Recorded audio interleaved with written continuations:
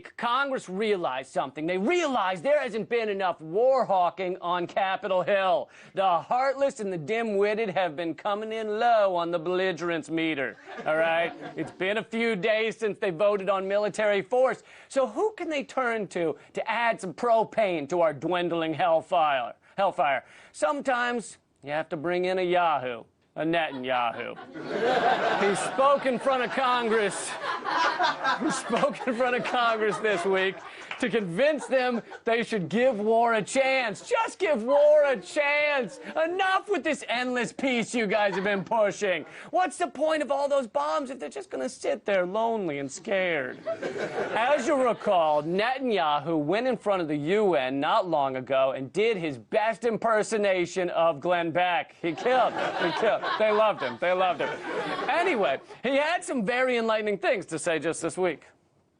Many hope that Iran will join the community of nations. Iran is busy gobbling up the nations. We must all stand together to stop Iran's march of conquest, subjugation, and terror. Yes, we have to stop Iran's conquest of other nations. Their tentacles are taking over country after country. Let's see the big map.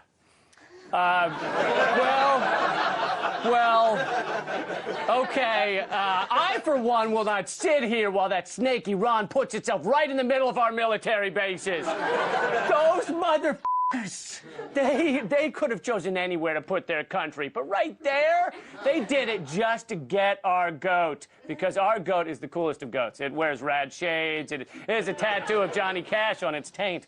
But Netanyahu, take your time on that one. But Netanyahu did indeed get a warm welcome here in the U.S., almost as if 90% of his campaign funding comes from U.S. donors. Oh, that's because 90% of his campaign funding comes from U.S. donors. 90%? Most of that is from just 3 rich families. One of them is the phallic family. The phallic family? Oh, no. They've been sticking their massive... No, don't do it. Don't do it. They're with their throbbing bank account. No, they spraying their money all over, their money shot all over Netanyahu's hoo-ha. Okay, I feel better. One of the other disgustingly rich families owns American Eagle clothing.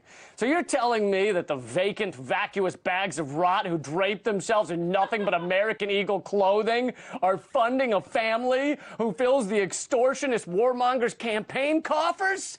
Good God. That's a more dastardly cluster than the writer's room of the Real Housewives of Atlanta.